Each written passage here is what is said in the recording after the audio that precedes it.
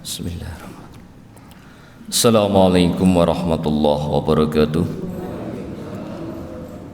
Alhamdulillahilladzi anzalal Qur'an hudan linnasi wa bayyinatin minal huda wal furqan.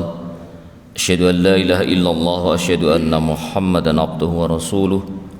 Allahumma shalli ala Muhammad wa alihi wa sahbihi ajmain, amma ba'd. Hadirin jamaah salat subuh yang mudah-mudahan senantiasa dirahmati oleh Allah, senantiasa kita manjatkan puji syukur kehadirat Allah Subhanahu wa taala. Subuh pagi hari ini kita masih tetap dalam keadaan sehat walafiat. Mudah-mudahan kita semuanya senantiasa diridhoi oleh Allah Subhanahu wa taala.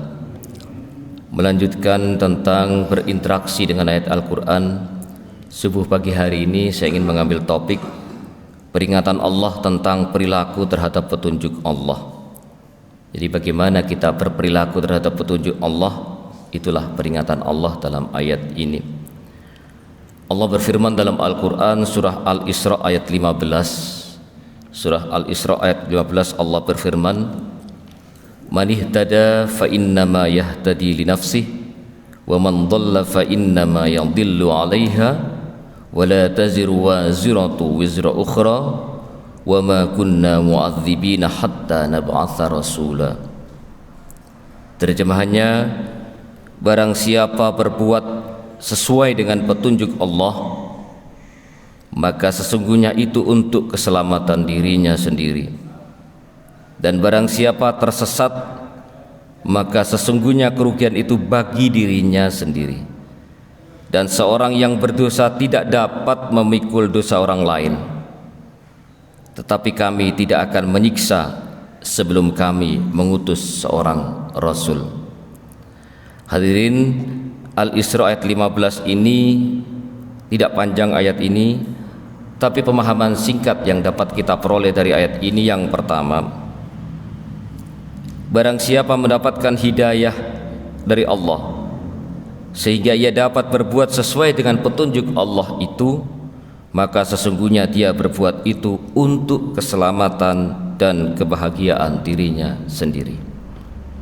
Yang kedua, barang siapa yang sesat tidak mendapatkan petunjuk oleh Allah, barang siapa yang sesat dan tidak mendapatkan petunjuk dari Allah, maka sesungguhnya ia tersesat dari jalan yang benar, dan yang demikian itu mendatangkan kerugian bagi dirinya sendiri.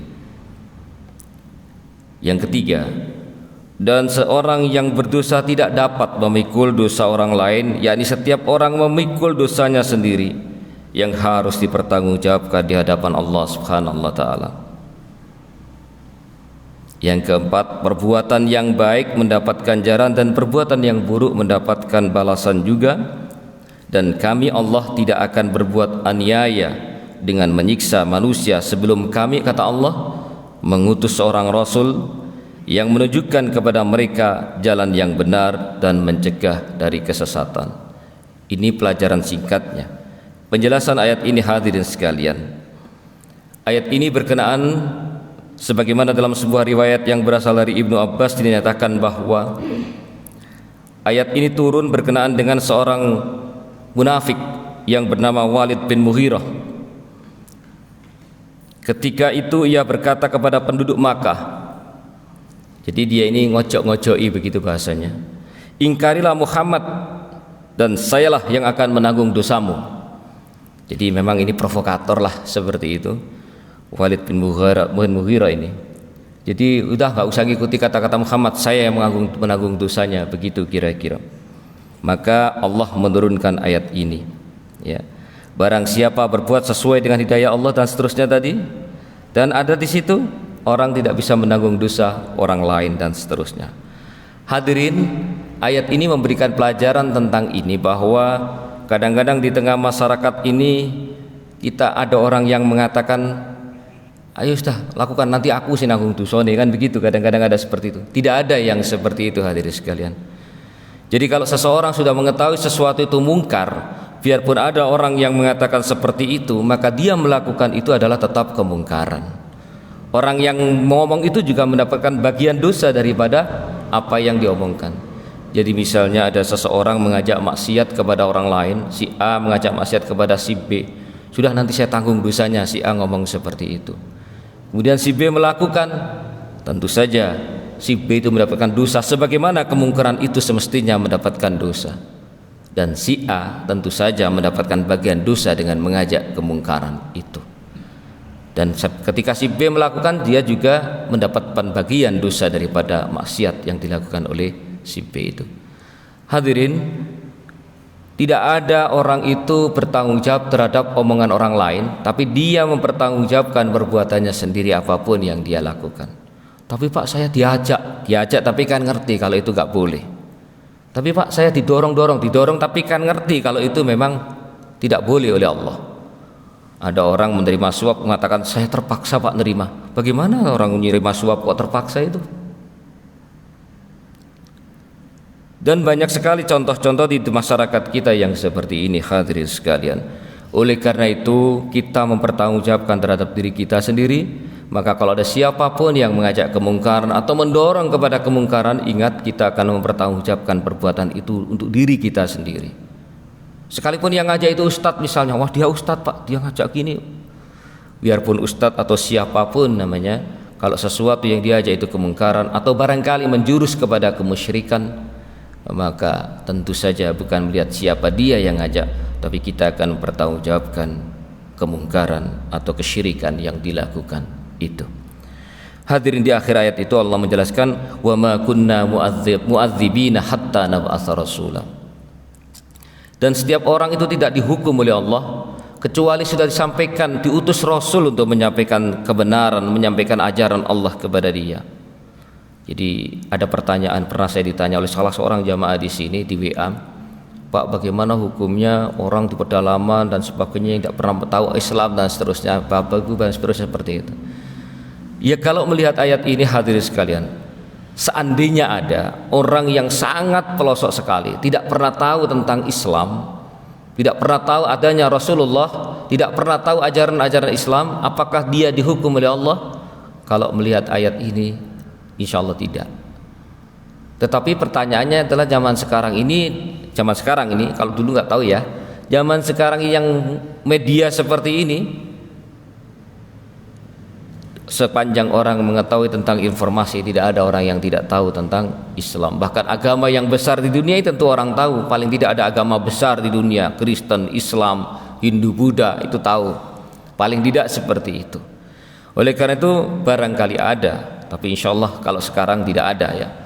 Orang yang pelosok sekali, tidak pernah berinteraksi dengan orang yang lain, sehingga tidak tahu ada ajaran Islam, tidak tahu ada kewajiban sholat, tidak tahu macam-macam tentang Islam ini. Apakah dia dihukum oleh Allah? Kalau melihat teks ayat ini, insya Allah tidak dihukum oleh Allah. Wa ma kunna mu'adzibina hatta nab'atsa rasula. Dan kami tidak menghukum suatu kaum sampai kami mengutus kepada mereka rasul penyampai. Nah, ajaran Islam ini sudah didakwahkan oleh mubalik, penyampai mubalik itu. Dari Rasulullah, para sahabat sampai sekarang, penyampainya kan tidak harus Rasul, tapi penyampainya itu adalah mubalik. Kalau kemudian ajaran-ajaran Allah dan Rasulnya ini kemudian sudah diajarkan, disampaikan para mubalik kepada dimanapun manusia di penjuru dunia ini berada, maka itulah sudah Allah sudah mengatakan bahwa sudah terpenuhi, bahwa mereka mempunyai kewajiban untuk memeluk Islam. Innad dina indallahi Islam. Tidak ada alasan lagi, saya selama ini nggak tahu Pak Islam itu kayak apa. Tidak ada alasan lagi untuk mengatakan seperti itu. Kenapa? Dimanapun kita bisa memperoleh informasi tentang apapun saat ini. Ada kadang-kadang orang Barat yang kemudian baru tahu Islam sejak setelah dewasa. Setelah dewasa karena mendapatkan hidayah dari Allah baru mempelajari Islam. Nah, kekurangannya adalah selama ini mereka tahu tapi tidak memahami dan tidak mempelajari. Setelah tahu mempelajari Islam, Islam itu sesuai dengan ilmu kedokteran, Islam itu sesuai dengan macam-macam dan sebagainya. Ketika dia memahami Islam, bagaimana orang yang tahu Islam tapi dia tidak sama sekali mempelajari, mengkaji dan sebagainya, yaitu menjadi resiko dia. Dan seperti itu. Ini aja barangkali yang dapat kami sampaikan hadirin sekalian.